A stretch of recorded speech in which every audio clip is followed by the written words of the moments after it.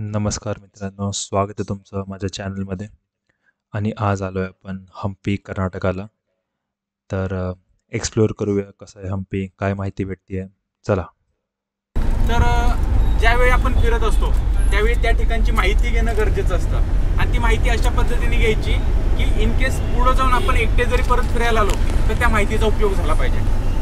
आपण महाराष्ट्रात येतो, महाराष्ट्राला जसा इतिहास आहे मराठ्यांचा तसा मराठ्यांचा इतिहास कर्नाटकाला पण आहे. मग तोही इतिहास आपल्याला समजला पाहिजे. या दृष्टीने काही आपण ग्रुप तयार केले आणि त्यामार्फत अशा ट्रिप घडवून आणतो. आता ज्या ठिकाणी आपण जेवण केलं, मुक्काम केला आणि ज्या ठिकाणावरून चाललेलो आहे हे नाव आहे, ह्या ठिकाणाचं नाव आहे कोपळ.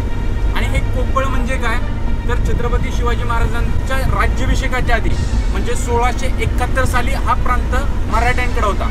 म्हणजे इथल्या राज्याची राजधानी ही रायगड होती त्यावेळी.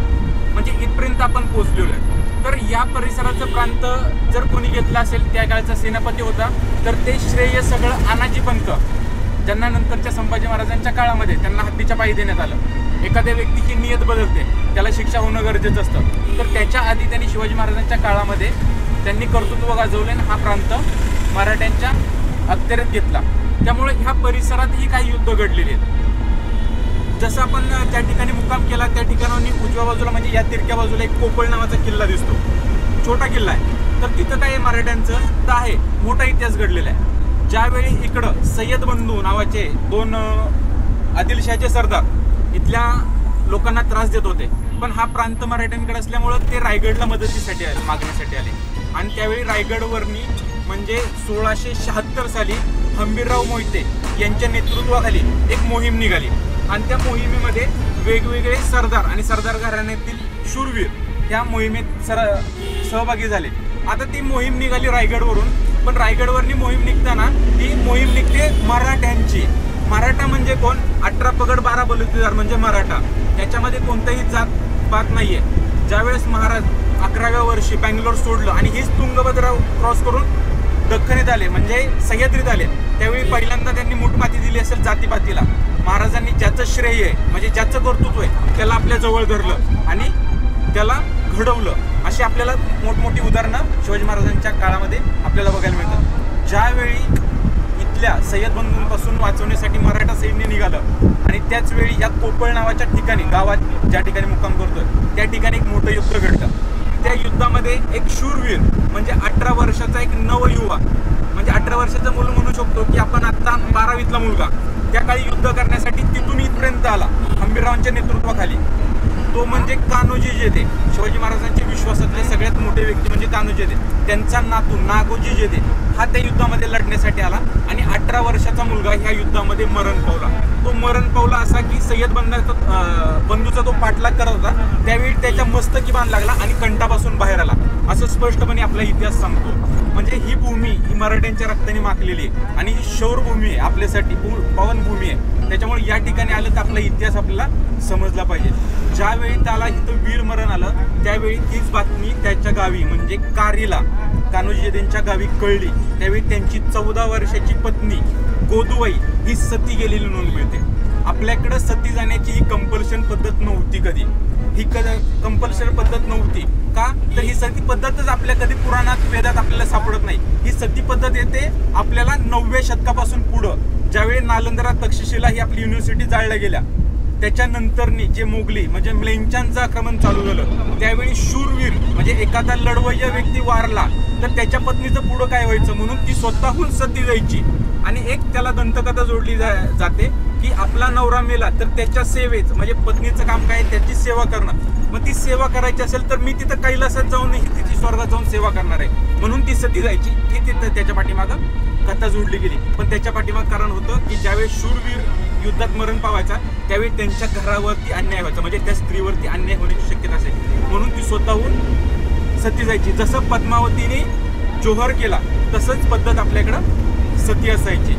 आपण ज्या वेळी विचार करतो की स्त्री आपल्या इतिहासामध्ये पुराणांमध्ये आपल्याला स्त्रीला जे पुरुषाप्रमाणे स्थान दिलेले आहे प्रत्येक क्षेत्रामध्ये. आता आपण सांगतो की स्त्रियांचं शिक्षण हे 19व्या शतकात चालू झालं, पण स्त्रियांचं शिक्षण हे आपल्या वेदांमध्ये सापडतं. ऋग्वेदामधील 4 मंडले ही स्त्रीने लिहिलेली आहेत. त्याचबरोबर आपण आजकाल गार्गी नाव ठेवतो, बरोबर. ही गार्गी नावाची त्या काळी विद्वान पंडित होऊन गेलेली, जिने मोठ्या मोठ्या विद्वान पंडितांना हरवलेलं आहे. म्हणजे स्त्री शिक्षण पद्धती आपली किती विद्वत होती ते आपल्याला समजतं. आपण तक्षशिला, नालंदा एवढेच आपल्याला युनिव्हर्सिटी माहिती आहेत, पण त्याचबरोबर अजून काही युनिव्हर्सिटी होत्या. आपल्याकडं टोटल 63 युनिव्हर्सिटी होत्या. त्याच्यामध्ये एक युनिव्हर्सिटी स्पेशल मुलींसाठी होती. ओडिसामध्ये गुणशिला नावाची युनिव्हर्सिटी होती आणि त्या गुणशिला नावाच्या युनिव्हर्सिटीमध्ये 73 विद्या ह्या मुलींना शिकवल्या जायच्या. म्हणजे आपली मुलींची शिक्षण पद्धती किती डेव्हलप होती ही आपल्याला या गोष्टीवरून दिसते. त्यातील एक युनिव्हर्सिटी ह्या कर्नाटक म्हणजे विजयनगरच्या प्रांतातही असावी, कारण विजयनगरचा राजा आणि त्याची पत्नी हे स्वतः राज्य करत होते आणि ती त्याची पत्नी म्हणजे राजा कृष्णदेवरायाची पत्नी ही स्वतः विद्वान होती आणि ती वेगवेगळ्या चर्चासत्रात भाग घेत असायची. हे आपल्याला दिसतं. मग ह्याच्यावरने आपण समजायचं की आपली जी पद्धत होती, शिक्षण पद्धती असो किंवा कोणतीही पद्धत असो, स्त्रीला समान दर्जा देण्याची पद्धत ही आपली पुराणांमध्ये म्हणजे इतिहासांमधून आपण शिकत आलेली गोष्ट आहे. आता आपण इथून पुढे निघणार आहे ते सनापूर लेक. म्हणजे सनापूर लेक हे आपण कोरॅकल राईड करणार आहे, त्याचबरोबर अंजनेरी करणार आहे. अंजनेरी म्हणजे काय, आपण ज्यावेळेस महाराष्ट्रात राहतो त्यावेळेस आपण एक आपल्याकडं प्रत्येक ठिकाणची एक महत्त्व सांगण्याची पद्धत असते. तर आपण महाराष्ट्रातील लोक काय सांगतो की हनुमानाचा जन्म अंजनेरीला म्हणजे नाशिकला झाला. इकडची लोक सांगतात या ठिकाणी मातंग हिलच्या तिथं वरच्या बाजूला अंजनेरीला हनुमानाचा जन्म झाला. त्याचबरोबर ह्या आपण जे 2 दिवस फिरणार आहे ती हम्पी, विजयनगर आणि ह्याचं जुनं नाव म्हणजे किष्किंधा, ज्याचा रामायणामध्ये उल्लेख मिळतो आपल्याला. किष्किंधा नगरी, वाली आणि बाली यांचं राज्याचं हे दिसतं. आपण ज्यावेळेस रामायण वाचतो त्यातील विज्ञान पण आपण समजून घेण्याचं गरजेचं पडतं. ज्यावेळी आपण एखाद्यावरती भाष्य करतो त्याचा पुरावा, ठोस पुरावा असणं गरजेचं पडतं. आपण एखाद्या दंतकथे किंवा भाकड कथेच्या आधारे कधीही चालायचं नाही, कारण रामायण महाभारत हा आपला इतिहास आहे, ही कथा नाही आहे. हे आपल्या पूर्वजांनी घडवून आणलेला इतिहास आहे आणि त्याच्यावरती जर आपण अभ्यास केला तर ह्या गोष्टी आपल्याला समजून येतात की प्रत्येक ठिकाणी प्रत्येकाला दर्जा आणि तो काळ हा महत्त्वाचा पडतो.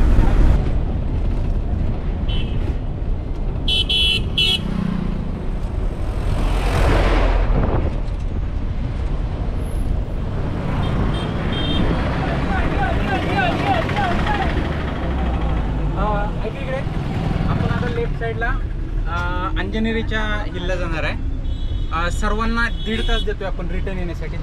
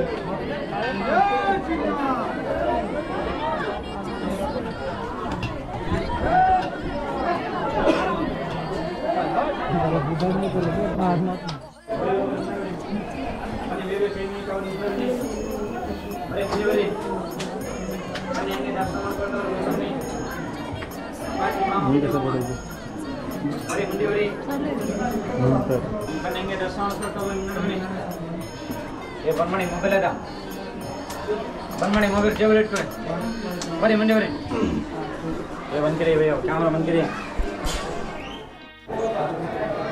ಓ